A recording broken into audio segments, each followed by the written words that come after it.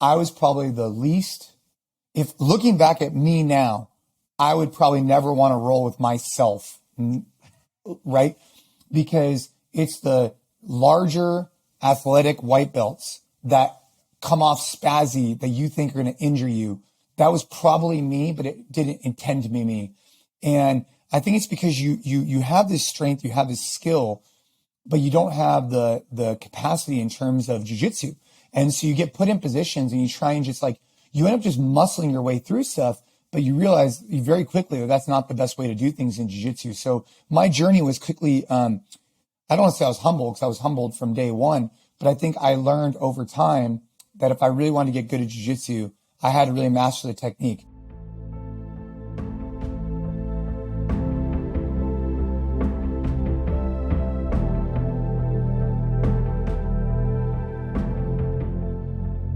Hello, friends. Thank you for tuning into this week's episode of the Main Idea Podcast, where today I have the pleasure of sitting down with Jason Khalipa.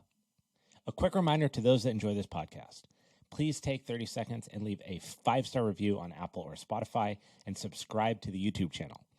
This helps the show get discovered organically and helps me continue to bring on amazing guests. Also, there are now timestamps in the show notes, so feel free to jump around to the part that interests you most, although I always recommend listening to the episode in its entirety. Jason Khalipa is a CrossFit Games champion, Jiu Jitsu purple belt, father, and founder of NCFit. For years, I've watched Jason dominate in the CrossFit space with his grit and movement mechanics. I've looked up to his ability to find the edge of his comfort threshold and bury the gas pedal. There's much to learn from the world's most dominant athletes, competitors, and coaches, how they perform, their mindset, their recovery practices, and their wisdom of how to help others positively impact their life. Jason's perspective on living life both freely and fully flawlessly aligns with my worldview. My hope is that conversations like these will inspire others to find their own comfort threshold and destroy it, because it's beyond that line that the best kind of growth happens. I hope that you enjoyed this episode as much as I did. Without further ado, Jason Khalipa. So many different parts of your life that I find fascinating, having being by career a coach and a trainer, and then also having watched your CrossFit Games career, and then my dad being a competitor. But then the jiu-jitsu thing too is this, like, you're seeing a lot of this transfer where there's like former athletes, former competitive individuals who are looking for that place to scratch the competitive itch and apply all of the strength and conditioning and the mindset and everything. And jiu-jitsu is such a beautiful application of that. What was it like for you to kind of depart from CrossFit as a competitive athlete and then start to get your feet wet in jiu-jitsu? Because you're well along in your jiu-jitsu journey, right? It's not like you started yesterday. So this is something you've invested your time into. I've definitely invested my time into. So yeah, I mean, so I competed professionally in CrossFit for about a decade, and, life circumstances had me kind of pivot out of that. And I was looking for something at the time to continue to, push myself mentally, physically. I had seen jiu-jitsu for a while because I used to sublease some space to a jiu-jitsu school at one of our gyms. And I always loved watching like the game of chess and basically like, how it was so dynamic, and I loved it. But for me, I was competing professionally at the time, and I couldn't risk injury to go do this. And so as soon as I stopped competing, it was like, oh, this is a natural, great time for me to, get involved in jiu-jitsu and really give myself time on the mat to kind of recharge, refresh, and think about nothing else but at that moment. And I fell in love with it. So I found jiu-jitsu. I really started doing jiu-jitsu in 2016. COVID threw a little bit of a wrench in the system just because I wasn't able to train as much. But in general, I've been training for, 6 years or so. Yeah, I think I was right behind you in about like 2017-ish. And yeah, the COVID times were wild. For anyone in a gym setting at all, whether it be an academy or be a CrossFit box or a commercial gym, it was just, I was coaching at Equinox in Santa Monica when that happened, and our whole world was crazy. But it also birthed digital coaching, digital training, which I don't think the clientele would have been that open to beforehand. But that was wild. Where were you at that point in training? for like within jiu-jitsu? What happened to your school or academy through COVID? Well, I mean, for me, I think that I took a little bit more of a conservative approach than some people, even though the academy was open. We tried wearing masks. We tried some things. It was just tough to roll jiu-jitsu and wear a mask. Yeah. And you feel you're just smothering. And I even worked with someone to try and, but at the time, my daughter was, she was like 2 years out of her final chemotherapy for leukemia. Yeah. And so we were pretty sensitive. I was pretty sensitive to COVID at the time, right? Yeah. And I didn't hate on people who were like, oh, this is a joke, whatever. I was like, okay, that's your opinion, that's fine. But for me, I just can't take that risk. I was like, for Fair. me, I just where I was at in my life with the people I lived with, and everybody I talked to understood. Like I was just in a different category. Yeah. We had high risk people around us, right?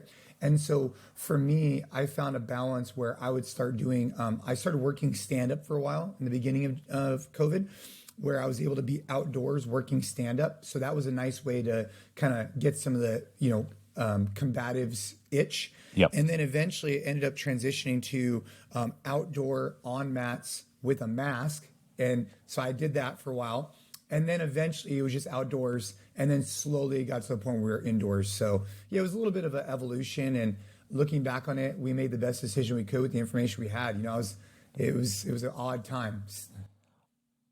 I think of my whole career, formerly as an athlete and then as a coach. I think about conditioning all the time. It's always something that's been instrumental in athletic ability, but I've also just paid attention to it throughout and its ability to help people perform in different areas of their life. And I've always held CrossFit in my eyes as kind of like the peak. I mean, you'd say the fittest man in the world, right? The fittest woman in the world, but to some degree, it's really true. I mean, I think second to maybe 5 rounds in a UFC title fight against someone who's equally skilled and conditioned as you are. I don't really know where else metabolically you're going to push yourself as you guys have in the games. And knowing that and being an athlete on that level, and maybe you have some thoughts on that, what was it like transitioning to something like jiu-jitsu, the short burst 5-minute rounds, taking that engine that you have? Were there adjustments that you had to make when you started training?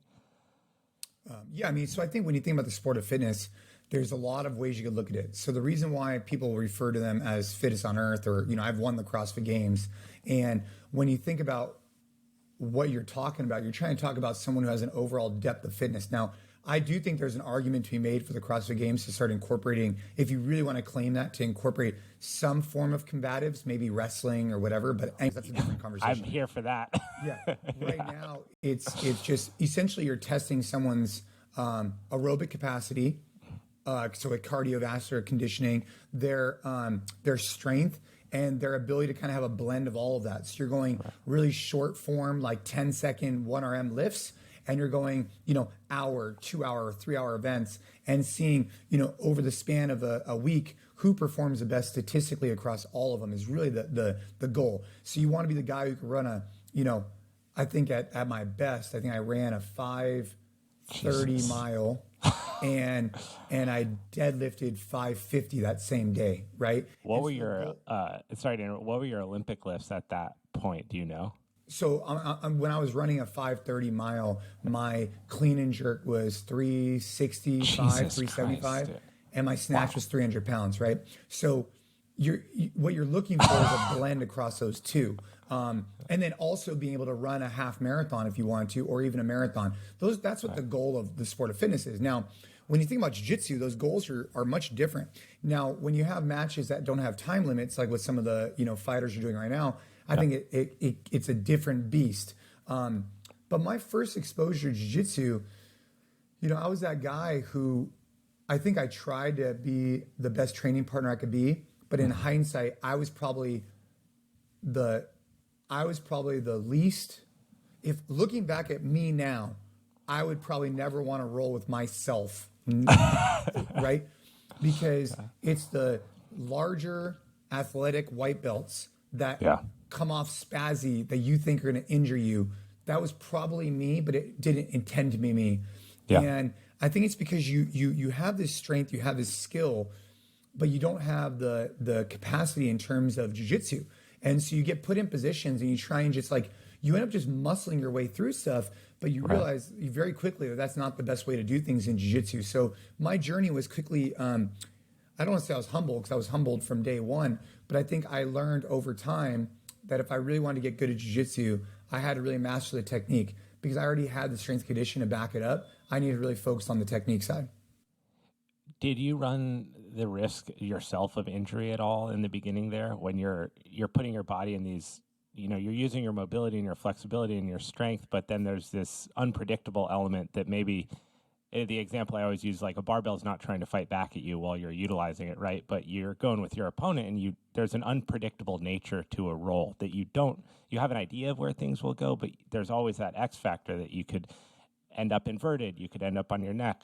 Was there any kind of adjustment with the positional element of jiu-jitsu relative to your experience as an athlete in CrossFit? I mean, obviously that dynamicness is what makes it exciting, but also what makes it, you have to be aware, right? And I think that, in CrossFit, there's this idea of, kind of ramping up, right? So you first understand, do you have the mechanics? Like, do you understand the movement? Then can you perform that movement consistently well? Then you can add in the intensity. And I think that theory of like MCI, like mechanics, consistency, intensity, it carries over pretty well to jiu-jitsu because, can you perform a sit-up sweep? Okay, now can you perform the sit-up sweep to both sides consistently with a partner who's letting you do it, right? Let's just say. Right. Now, can you add in the intensity of this guy not wanting to let you do that? Now you can add that in. But I think that once you go over those reps and reps and reps and you start developing the mechanics, you can start identifying ways that maybe you are putting yourself at risk of injury and you have to be more aware of. So that's something that I'm definitely taking more into consideration now. I'm really starting out every single session now. Like I rolled actually 3 days in a row. I did Friday, Saturday, Sunday, and Monday too. And so Monday, so I did 4 days in a row. And Monday we did, dude, it was just tough. It was just 2-minute rolls from standing, super aggressive with the comp team at Cayo Terrace. But I can't do those every day. And if I do those every day, I really need to make sure that I'm flow rolling and warming up effectively to allow myself to get in those positions because it takes me a while to get there. So I have to really warm up better than I used to for CrossFit. I have an interesting question. I think I can really only ask you this, actually, given the guests that have been on the show. But it's because of your experience with programming and your experience performing at a high level as an athlete, your accolades, and also being where you're at in jiu-jitsu, that you're not a beginner. You've been doing this for a while. What are your thoughts on class structure and effectiveness? Because I always think of everything from like a muscle prep training perspective where you're getting your body ready, you're getting your heart rate ready, you're getting into whatever bulk work you have to do depending on the phase of training, and then you're trying to manage your rest and recovery through the days and sleep and nutrition so you can keep performing at whatever output you are. And then when I went to jiu-jitsu, so many of the roots are really archaic in some degree, right? Like this is the way that it was done, 150 years ago. This is the way my professor did it. This is the way we do it. Or, to be fair, in some situations, it's by no fault of their own, almost like a lackadaisical approach, that there's no other alternative that they're aware of, so this is kind of how it's done.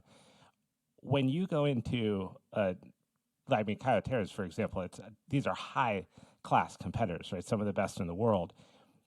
How do you view the lead into rolling, the way that class is structured? How do you take your trainer and coach approach, and what would you do differently in those kind of settings? Yeah, well, I mean, obviously, similar to CrossFit, there's a big discrepancy between a good gym and a not as good gym in jiu-jitsu. I've been to a lot of jiu-jitsu gyms, been to a lot more CrossFit gyms. Right. And when it comes to CrossFit gyms, historically, right, what you're going to say is, hey, we want to go ahead and warm up, increase core body temperature, work through a range of motion. Then we're going to go ahead and work some type of skill, strength, whatever. Then we're going to get into our workout. That's traditionally what you'll see at a CrossFit gym. And for us, we put out programs to many, many gyms that we use in our gyms. We then sell that to other gyms. And so we take a lot of pride in a formal session plan, a formal timeline, a formal warm-up, a formal skill session, how to scale from that audience with daily videos. Yes. So we really care about from minute 1 to minute 60, what is the experience you're getting? And it should be consistent from coach A to coach B to coach C. Now, in jiu-jitsu, there's not much of that. So traditionally, what I found is it'll either be like the coach just coming up with whatever they want to come up with on that day. There's no like rhyme or reason. It'll just be like, hey, today we're going to work the arm bar. And maybe tomorrow we might work, it might be another coach, he might work the arm bar. Another coach might work the arm bar. Right. And, so I think having consistency from a programming structure, I think would be really helpful in jiu-jitsu. And then from a warm-up perspective, I've seen all kinds of things, right? I've seen traditional, like you run around the mat, then you do some snake moves, shrimping across you shrimp across the mat, you do some forward rolls, etc., into a then technique of the day, and then no rolls. I've seen rolls. So I guess my answer to that is like CrossFit is consistently inconsistent, right? And I'd say jiu-jitsu is consistently inconsistent as well. I have seen it done at Coyoteras in particular. They run their programs pretty structured, but I think that jiu-jitsu would benefit from a little bit more structure across the board, because I think what would happen is, just like CrossFit, you're one bad experience away from that person never trying jiu-jitsu again. Yeah. So if they come in and have a poor experience, they're going to tell 3 of their friends, oh yeah, they went and tried jiu-jitsu, they heard about it on the UFC, Joe Rogan talks about it all the time, it wasn't for me. Right. And I think what we need to do, same thing with CrossFit, is level the playing field and raise the bar. So when people think about CrossFit, people think about jiu-jitsu, their impression is positive. Whether that's the way you onboard them, it's the cleanliness of the facility, all of those things factors. And I feel like there's literally CrossFit and jiu-jitsu are identical in that journey. It's so funny you say that. Like whenever I travel with my dad, he's still competing in Masters CrossFit. So like we'll find a box. It's a really fun thing to do together. And between traveling and training jiu-jitsu and traveling and doing these CrossFit WODs with my dad, I've had the same experience. I've been exposed to a wide array of different coaching styles, class structure, cleanliness, facility. And I always feel like that there's a mark that's being missed a little bit, like an opportunity. And you touched on it with the scalability. I think that's a really important part, is if I go into NCFit and you don't know this about me, I'm trying to get healthy for the first time in my life, and that's what I've heard about, that has to be a 5-star experience for me to feel motivated, for me to feel welcomed into the community of insane people that are putting all this crazy stuff over their head. But on the flip side of that, if I happen to be a little more conditioned, you also don't want me leaving going, that was kind of lame, right? So you have to have like, hey, Coach Jason, he's won the games and he's right here. And that person just started. And in this setting, both of these people are able to have a positive experience. And you can scale it as a coach because you know the skill sets necessary to do different things. But how do you change that culture in a setting? Well, it starts from conversations like this. It starts with, the reality is that every member is one bad experience away from never coming back in again. And that's a really key concept. That's your brand new member coming off the street who took all this courage and it took a lot of courage and time for them to build up the willpower to call your gym or to come into your gym.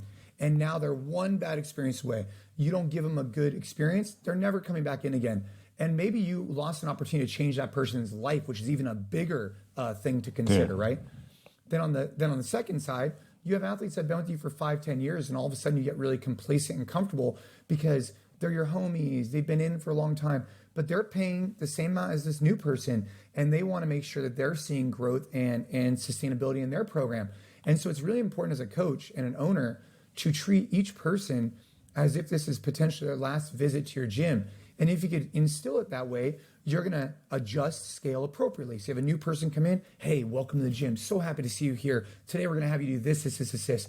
Or you might be like, hey, John, dude, I've been watching you for 3 years, struggle to get a pull-up. We're putting you on a program right now, man. Right. Or whatever it is, right? Yeah. And you're adjusting these programs so that each person can leave there and feel like they got to win. I think that as a culture, through jiu-jitsu and CrossFit, we all need to level up our game because it's only going to get more people exposed to what I believe is the best hybrid solution for strength conditioning and fitness and in general. And I think, CrossFit brought in my eyes, and I'd love to hear your perspective on this as well, but I think one of the biggest positives that CrossFit brought to the fitness space is it brought an emphasis on recovery and mobility, and also brought tools to the trade that I think before were kept outside of the facility. So things like bumper plates, barbells, those being commonplace, kettlebells, you can pretty much go into any place around the world and you're going to find a version, if not the exact thing, close to that, which are really useful tools to build a stronger human. And before CrossFit's popularity, you saw a lot of machines. It felt very geriatric, or you were like kind of the jazzercise, like aerobic fitness, and those were your options. And my question is, like, somewhere along the lines, where do you think that CrossFit splintered and got this bad reputation in some settings for having, injuring people and coaches not paying attention to detail, despite, I understand the rigor of the leveling of the coaches and the coursework and everything it takes to actually move along in that track as a coach.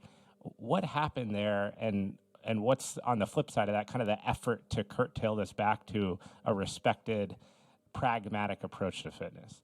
Yeah, I mean, I think it's a really good question. I think there's a bunch of layers to that.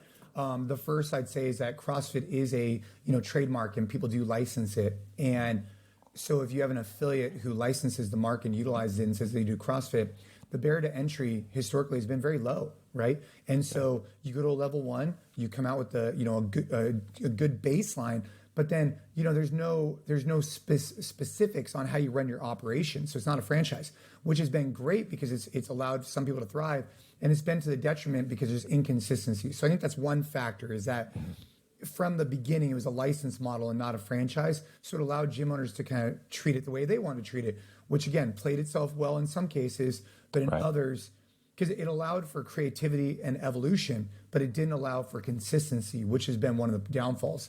Right. I also think that CrossFit came onto the scene as the antithesis, or the anti-Globo gym. And I think that it rubbed some people the right way and rubbed some people the wrong way, rightfully so, right? Where they said, hey, our warm-up is your workout or whatever.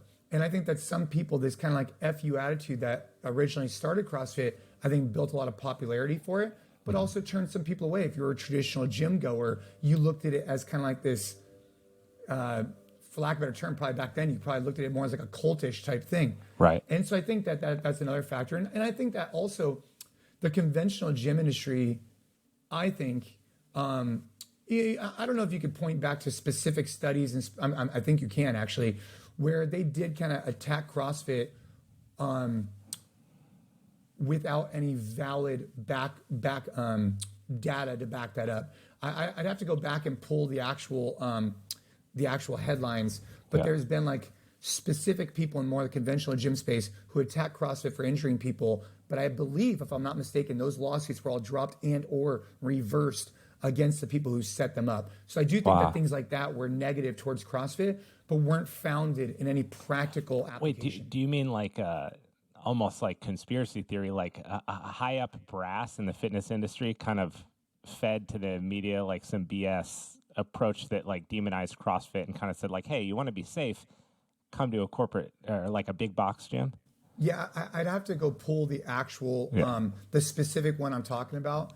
And I'd have to pull the specific company, but there was a case in particular that the other thing is like these major news articles like Men's Health, et cetera, would put out articles. And at the time, like they captured people's attention because again, they were edgy, but they turned it's like off the dark some people. horse. Yes, exactly. Yeah. And I think that the reality is that if you look at most trainers across the world, I think most trainers, most of the time, are trying to impact their members in a positive way. Yeah. Is there bad apples where they don't give a shit and they're just kind of sitting there on their phone? Of course. But there's bad apples in every single industry. And I think in general, CrossFit trainers are taking an approach to try and improve people more than many others, I'd say, in the fitness space. And one other thing, if you think about a college, just think about a college. And if you think about the two gyms that are on college campuses, you have your traditional college gym, and just like, what does that look like to you, right? It's electrolyzed equipment, it's whatever, right? Treadmills, ellipticals. Now think about the athletic training room what does that look like to you, Yeah, right? CrossFit gym. Exactly. I mean, appearance. Yeah. It's open floor plan. It's individual squat racks. It's whatever. And so if you think about these two for a second, and the reason why the conventional gym model has worked so well is that the barrier to entry is pretty low. It's pretty simple to utilize the equipment. The risk of injury is pretty low when you're actually in there because most of that stuff is on tracks, right? So you don't have to be as dynamic. But utilizing this as an example, if you think about an athletic weight room, it's, yes, the barrier to entry is higher. You have to learn how to do those movements, 100%. The risk of injury, I'd also argue, is a little bit higher.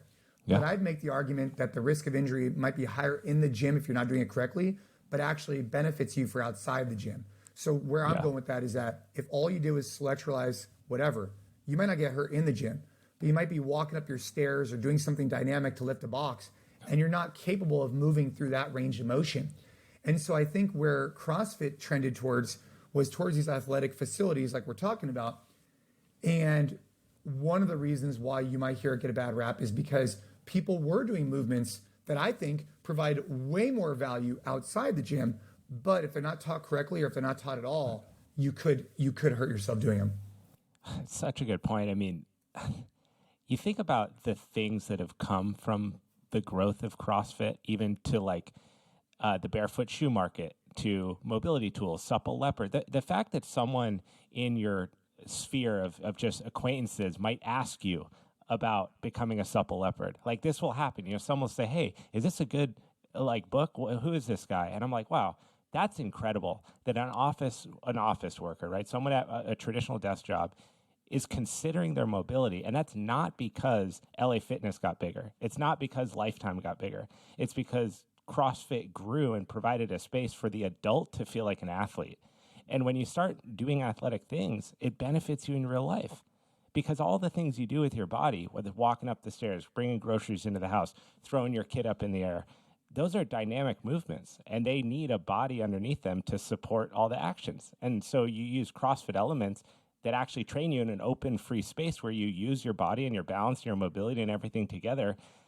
And it's like, to some degrees, a godsend. But then it gets tarnished by a couple people whose maybe their ambitions were ahead of their credentials or their ability to teach properly. And I don't know, as a successful gym entrepreneur and owner and someone who has your hands in a lot of different endeavors, there's got to be temptation, right, to take the money and grow at a pace that's maybe beyond what's right for the integrity of the business. Well, I mean, I think ultimately, like ultimately your clientele will dictate that, though. Like, I do think in the long run, if you run a successful gym and you have 3, 4, 5, 1,000 students at that gym, chances are you're servicing your clients well. Right. If you have 30, 20, or if you can't retain people and your retention rate is, let's just say, on average, we do not want to see any more than 2 to 3% monthly attrition, right? So if you're seeing 10% attrition rate, you got to ask yourself a question like, hey, am I doing this right? And so I'd say that growth is not the enemy, right? The growth is not the enemy. You could grow and scale and still provide quality of service, in my opinion. You just need to identify appropriate coaches and make sure you provide them the tools to go out there and do that. And there's been countless companies who have grown and scaled successfully, and there's been others who have scaled a little bit too fast and maybe haven't done it as well. But I believe in the fitness space, if you don't service to the highest capability, you're not going to retain your clients anyway. So it's going to be irrelevant. The market will dictate how well you perform. When you first started to dabble in CrossFit, I'm assuming that at this time the CrossFit box wasn't as available as it is today. What drew you into that type of fitness, that the difficulty of the workout? Because it's a hard thing to mentally push yourself through that type of training and to get into that painful state and just endure and get through to the end. 1, 2, to then perform through that zone. What was speaking to you that maybe other athletics or other types of training and conditioning weren't? Like, you chose to go into CrossFit, not become an ultramarathon runner. Yeah, which both, I mean, CrossFit's, I was introduced to CrossFit in 2006. I was working at a conventional gym at the time. I like the idea of having a coach. I like the idea of having a clock and getting more work done in less time. That's what I liked. I thought it was very efficient, and I liked the results I was getting from it. It's not to say it's better or worse than becoming an ultra marathoner. You have to have a lot of mental push to be able to do something like that. But I think it's just where I found, and still today, I love, like, we use this concept called RPE, of rate of perceived exertion.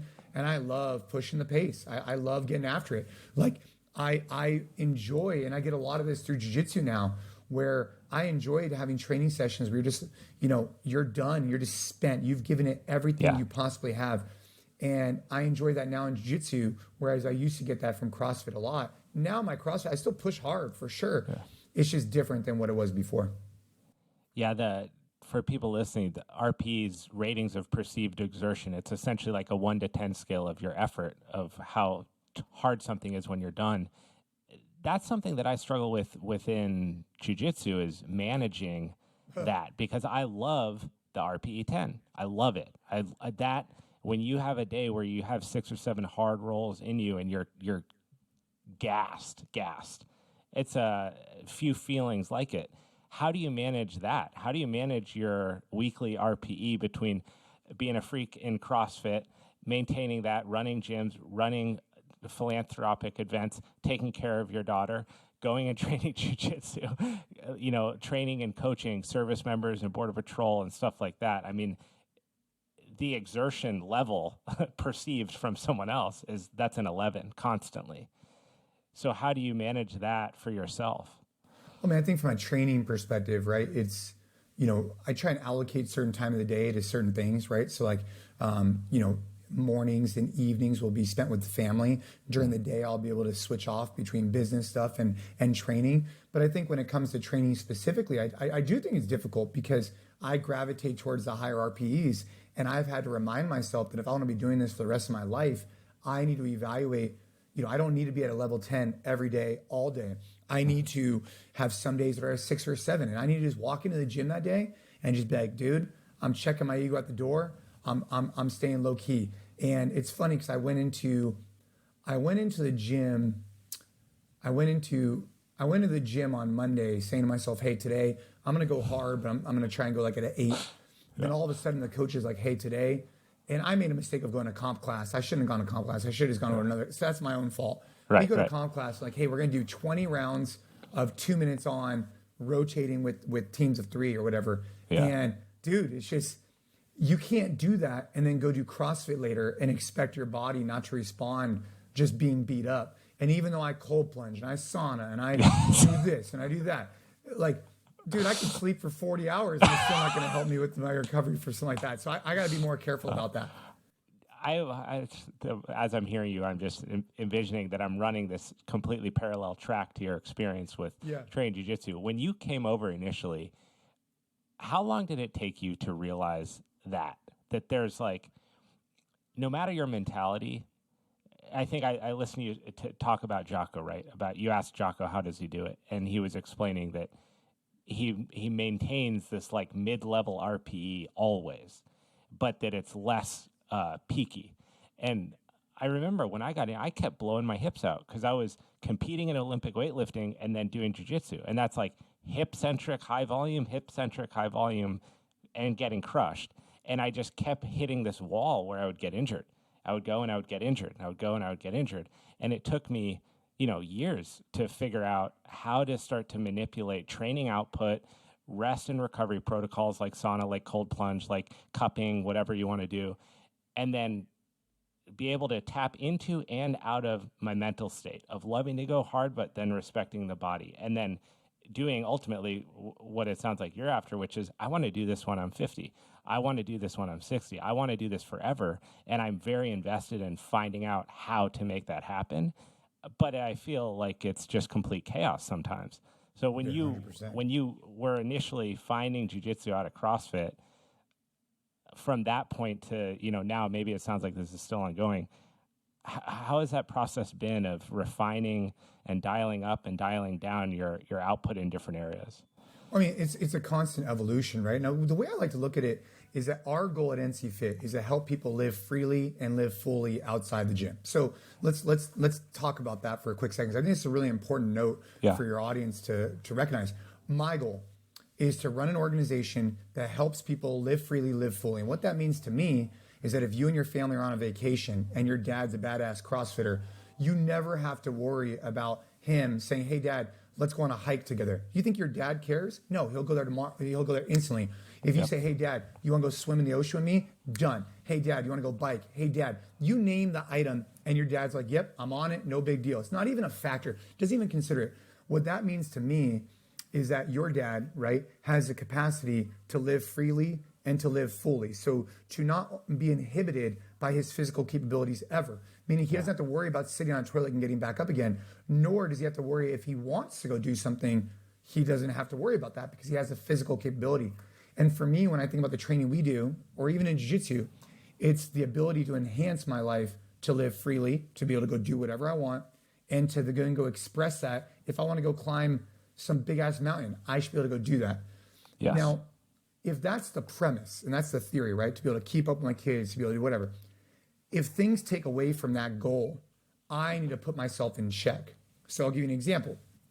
I was doing a CrossFit workout the other day and I just toasted myself. I think I did, I don't know, it was like a couple hundred lunges, couple hundred squats. It was just a lot, right? Yeah. And because I test a lot of workouts, and this one was a little bit over programmed, so we adjusted it back down. But for like 3 days after, I was going to go play catch with my son, and I'm trying to run. And dude, I couldn't run because my legs were just so smoked. Yeah. I just said to myself, like, what am I doing? I was like, I can't even play catch because I'm so messed up. I was like, that's not me living fully, right? Like, I need to go ahead and check my intensity. And if I had just dropped it back 10%, I wouldn't have been that sore. I would have been fine. I would have been able to wake up in the morning, jog a little bit, and I would be. But if you go too hard, too often, it's inhibiting your ability to hit those goals. And that's a constant daily reminder that I go through right now. I love that because that's a longevity based approach. I think about that all the time. Like when we'll travel somewhere, the ability to jump in with a guy who's 57 and just do stuff. It's very inspirational for me in my 30s to be like, it's crazy. Getting older it's such an experience, right? And it's something that I think in my head, I never want to admit that I'm aging. And so I just like negate that all the time. Whenever people say, oh, I'm getting older, I'm like, just shut up. Like, I don't want to hear you embody this like willingness to let your body just start to shut down. And so I don't think about it that much. But as you get older and you see your friends, you see people that start to lose function in their body, which is crazy for a 34-year-old, right? Yeah. I have a friend going in for back surgery. I have multiple friends with blown knees, ACL reconstruction, hip surgery. These are things that in my head growing up, I thought these are geriatric issues. These are 60, 70, 80-year-old issues at 30. And it's taking away that live freely, right? I can't go snowboarding anymore because my back hurts, so I can't go. That idea is terrifying to me, and I want to do everything in my power and help people to do everything in their power to never have to have that conversation with themselves. Yeah. Well, I mean, what you're talking about is living full, like to go snowboarding, to go climb, to go do whatever. Yep. Those are choices you make to do things that you love, right? Or you want to do. Like, you have a goal and aspiration. But imagine living freely, meaning like imagine someone who is intimidated to walk upstairs because or who can't even get off the toilet without utilizing some type of device to help them get up or off the couch. Those are people we need to hit now because they don't even have the physical capability to even perform daily functions, which is a huge issue. And that's only going to get worse and worse and worse. Imagine, it's really interesting if you look at like some Asian cultures, their mobility is absolutely incredible because oftentimes families will sit in a squatted position and or on the floor in different positions. And so I think there was a study that came out, I'd have to reference it for you. They said that statistically, as you get older, one of the ways that you end up, passing or getting, really hurt is by falling, right? Yeah. And so when you fall, either you can't get back up again or you break something. But in some cultures where they're used to getting on the ground and getting back up again, they use that as a reference point to see how long your longevity is, because these people have to have the physical capability to go down the floor and get back up again. And I feel like that's an art that many Americans don't spend time on the floor. And we can start doing that just as a very basic thing. You know, instead of watching TV on a couch, you can watch TV sitting on the floor. It's something that I spend a lot of time doing just to basically create more, range of motion. When I did a trip to Bali in 2017, and when I was there, I hiked Mount Rinjani, which is this huge volcano. It's like an overnight hike, and you have Sherpas that go with you, and they do like gear porting. And we stopped for lunch one day, and I was watching the guy cook, and he was sitting straight up ass to grass, and he was like, bam, bam, bam, bam. Like, he had 6 plates out, and he was just cooking everything.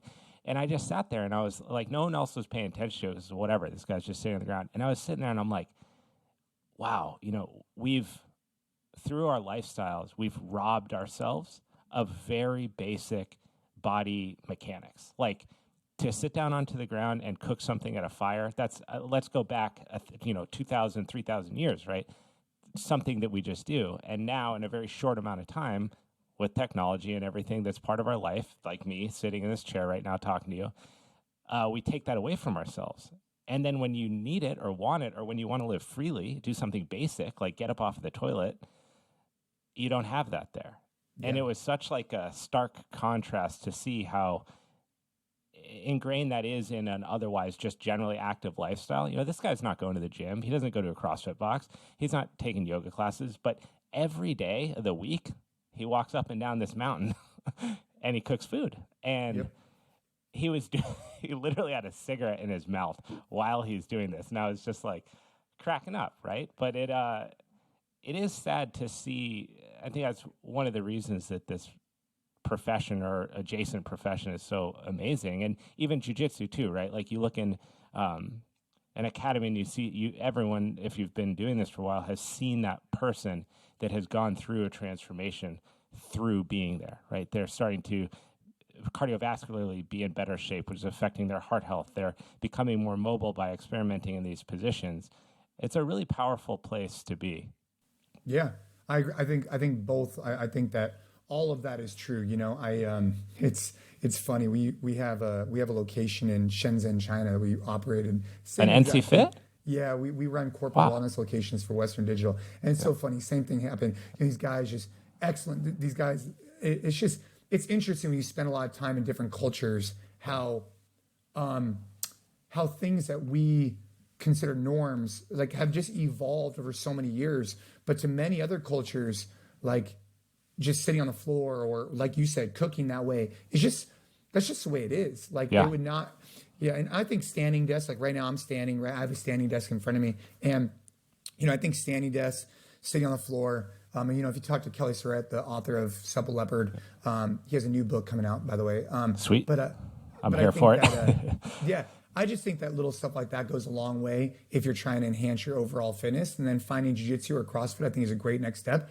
And, for anybody who wants to try and pursue fitness, I think just walking, especially like with your kids, just getting them walking is a great way to start. You talk to healthy people, and it's the simplest answers. Like, I can't tell you, if I had $1 for every time that I recommended to a close friend, family, acquaintance, whatever, that they increase their daily step count.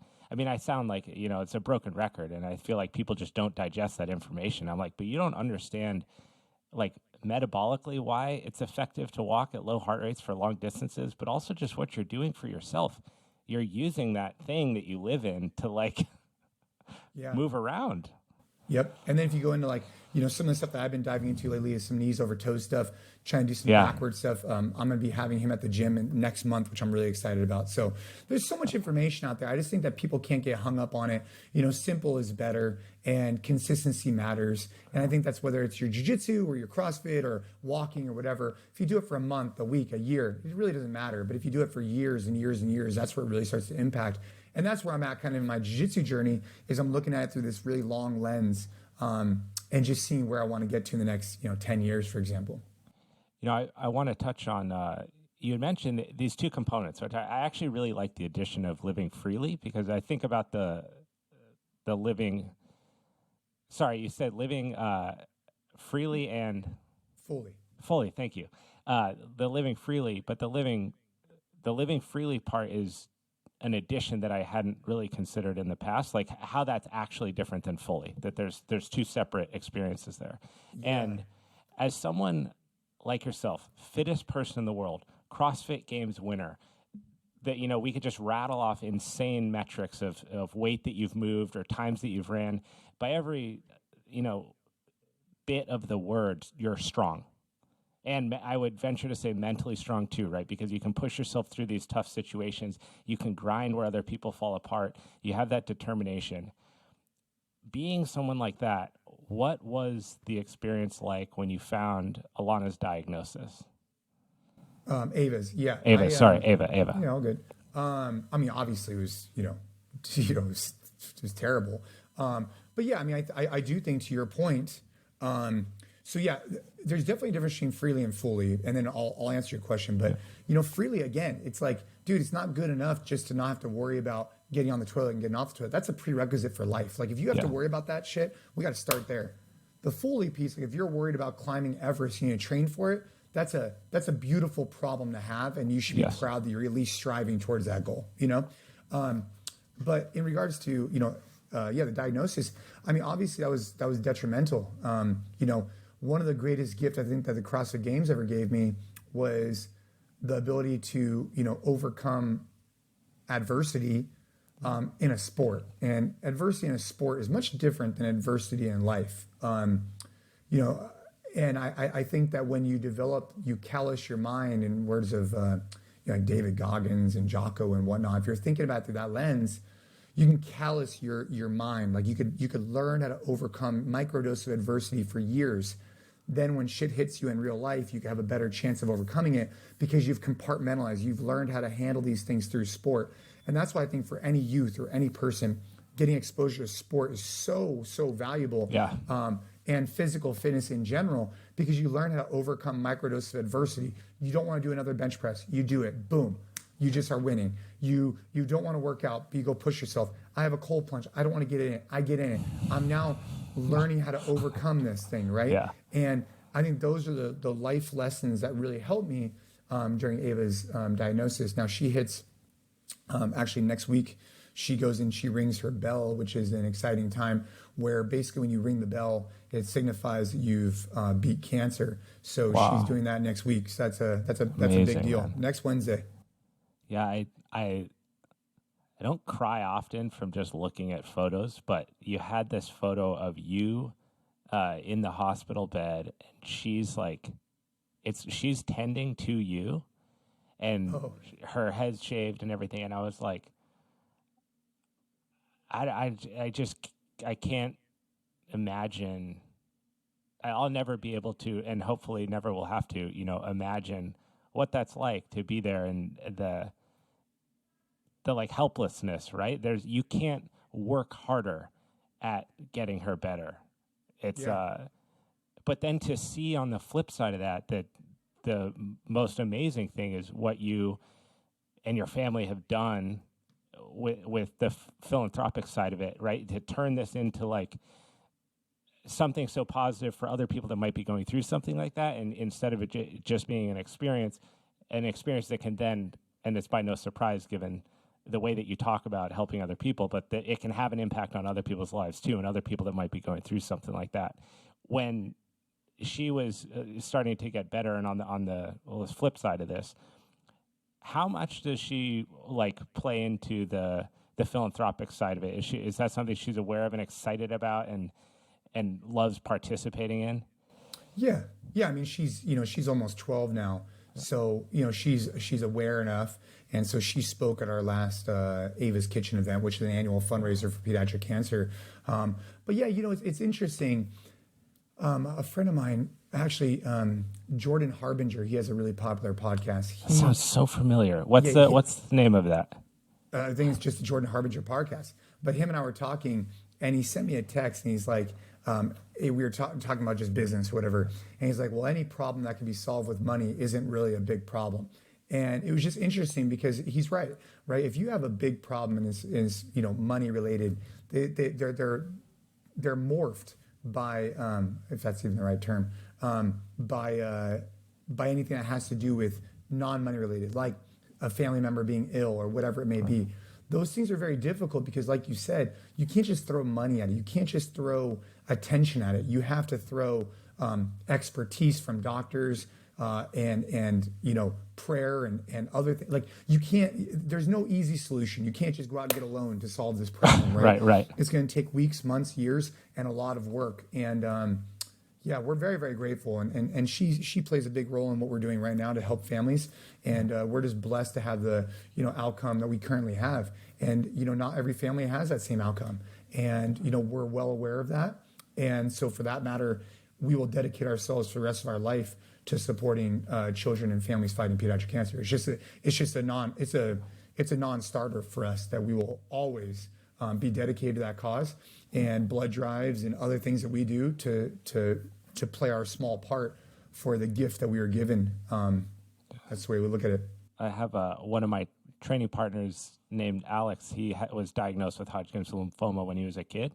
Yep. And I met him through the academy, and I just man, that dude inspires me so much. It's crazy. Like when he just wears this smile on his face, you can't buy it. It's just his contentment and enjoyment of being alive and able to participate in all the amazing things that life has to offer. It's so welcomed. Like it's really a special thing. And I was really hearing him tell the story of the whole thing when he was younger was really intense. The visits and the helplessness and everything, but to come out on the other side of it and have a positive experience like that seems invaluable. I saw a video of you, like her preschool workout routine. Oh yeah, all the time. Yeah. So tell me about this. Because I think this is rad. When I was like 15, I could not wait to go to the gym. I don't know why, but you weren't allowed until you were a certain age. And I was like counting down the days. I didn't even know what I was going to do when I got in there. But the idea of being able to go and train was like the coolest thing to me. And seeing this video was really cool. How did that come about? Well, I mean, we train once a week. We train stand up and groundwork, right? That's a prerequisite at our house. Jiu Jitsu. Yeah, 100%. Oh, rad. And, I didn't and know also, this Chipotle too. And also like Muay Thai. So we have basic framework of Muay Thai and groundwork is a prerequisite for us. We spend a couple hours a week doing that. And then every morning we spend working out. And it's just a part of the routine, right? It's a way to level set for the day. It's a way to get the body moving. No matter what you do, the morning's in your control. Just wake up a little bit extra early, get after it. And that's just been something that we just do. And it's been really, really cool. I think that it's been really valuable from a strength training perspective. I've really worked with her to realize that like lifting weights, within reason, with appropriate technique is not a bad thing. You're not going to get big. You're not going to get bulky. You're going to get toned. You're going to get strong. You're going to be. Those are lessons that we're learning at a really young age, and it's just evolved. It started off when she was like, I don't know, 7 or 8. It started off with just like walking in the garage, watching TV, and then it just evolved and evolved and evolved to where it's at today. And I just think it's a good way to teach children, like my son included, this idea that, you could learn so much about yourself through fitness, because you could be going in there and you don't want to. And again, like we said, there are these micro doses of adversity that I think just compound. And so when you do reach a real adversity at school, you're just better off handling it. And I think that any parent that tries to shelter their child too much, the reality is that eventually life will come and kick you in the nuts. It will. It's going to at some point, right? And hopefully it's not that bad, but at some point it's going to kick you in the nuts, whether it's a relationship or whatever.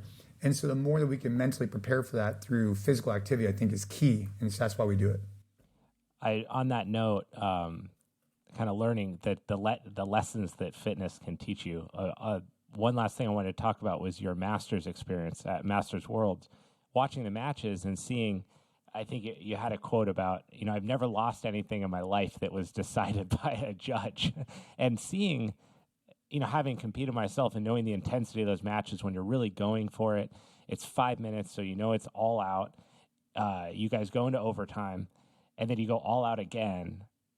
And then to have a decision go to the other person's favor, what did that feel like for you, having that out of your control? Well, I mean, ultimately, I mean, obviously, it didn't feel good, and I ended up winning a tournament a couple of months later, which felt much better. But Yeah. ultimately, what it came down to was that, it was my own fault, right? And I think that's the secret is that you can immediately flip a switch to go from a victim mindset to ownership, right? Like Yeah. I could have played the victim, like fuck that, why, blah, blah, blah, blah. But immediately I just told myself, like, dude, why even say anything?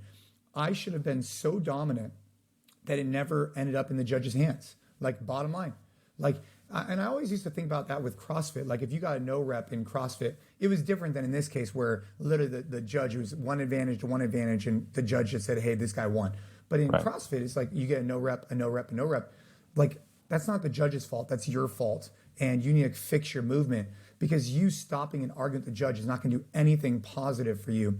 And you complaining about it later on is not going to do anything positive. So you might as well address it in the moment, realize it's your fault, and move on. And that's really another lesson I learned through jiu-jitsu, where competing and having a judge make the decision was tough, but I should have been more dominant. So Yeah. for next Master Worlds, I got to train to be more dominant. Yeah, it's a good lesson in ownership. I like that word a lot. I feel like it's something that we can all attempt to embody a little bit more, to use less excuses. And yeah, it's tough though in those moments, when you get hit with it as a competitor, and there's a lot of emotions that rise up. But that's the only way to get better, right? The only way to improve is to recognize that there was something lacking in the first place. Otherwise, you're not going to be driven to do that. Well, and you're just gonna play the victim, right? It's like, Yeah. oh, the referee. It's like, my son was playing in a football game the other day, and they were complaining about the referee. I was like, bro, stop focusing your attention on this. Focus on your gameplay, what's in your control, because the way the referee's in a ref is out of your control. So why are you dreading on it? And those are tough lessons to learn, but the more you compete, the more you realize that it's in your best interest not to dwell on those things, because it's not going to enhance your performance. It's actually going to negate your performance. So you might as well, you know what I'm saying? So Yeah. it's in your best interest to make those changes immediately.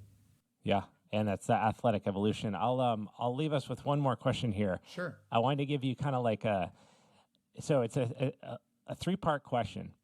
You get to keep one of these elements away from your competitors. You get to burn one of these elements so that no one can ever use it to get better. And then you can buy one of these elements because you think it's that valuable to training. A ski erg, an assault bike, and a concept rower.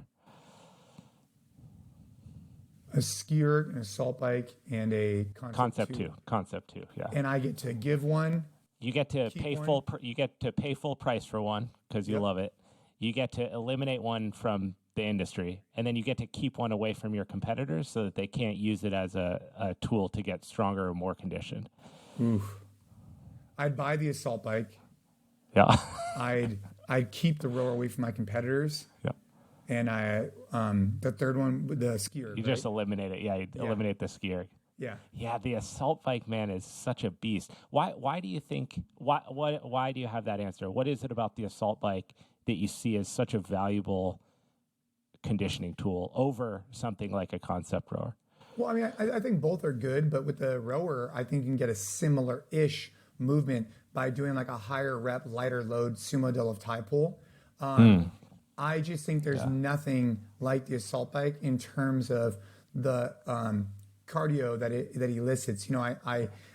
It's just the air bike is just such a dynamic tool because it's getting your legs and your upper body incorporated at the same time. I just find it to be extremely impactful for aerobic capacity, intervals. It's great. So it's a phenomenal training tool. And is that what you say that's one of your more utilized conditioning tools for martial arts, for jiu-jitsu? Yeah, I would, because I think that oftentimes the better you get at jiu-jitsu, the worse your conditioning becomes because you become so efficient at your movement. And so getting on an assault bike is a really great way to push yourself to a red zone that you don't normally find in training the better you get. Like, if you're the best guy in the room, it's hard for you to hit it. Not rolling. Right. Yeah. And so if you could jump off the mats and get on an assault bike and then get it back on the mats or whatever, you could get that RP that we're looking for. Well, then I have to ask this because this is my dream scenario, right? Do you see in the future, and maybe within the the walls of NCFit or outside of this new kind of like training facility developing, where you have the growth of martial arts is unprecedented, right? You have the growth of UFC, one championships across the board. Everything's getting bigger and bigger. ADCC, IBJJF, it's more and more in the like public sphere. And I think you have a lot of people that are athletic or conditioned that are starting to enter into it. Do you see a CrossFit style box with like a 50-50 split of, mats and conditioning for jiu-jitsu and grappling sports mixed with a box, and that actually being not like an academy that has some weights in the corner or vice versa? But do you see that as a possibility within these two kind of adjacent industries? I think it should be. Yeah. I think if you identify experts in each field with a professional person to run it, I think it could be really successful. So the answer is yes. I haven't seen it done to the level that I'm thinking.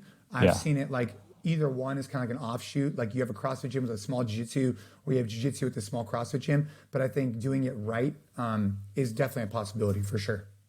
Well, one can dream. Jason, honestly, it's been such a pleasure. This could have been another 3 hours. I think there's a lot of different things we touched on that was really just the tip of the iceberg. But I know you're busy. I want to respect your time, and I really appreciate you taking an hour to sit down with me, man. Yeah, no, thank you very much. Appreciate it. And if anybody wants to find out more about what we're doing at the gyms, you can go to NC.fit. They can visit Instagram, Jason Khalipa. If you're a gym owner, make sure you check out the NCFit Collective. And let's rock and roll. All good. Yeah. And we'll throw links to all of those in the show notes below. So if you go down, you can get links to all of Jason's different endeavors and contact points. So thank you.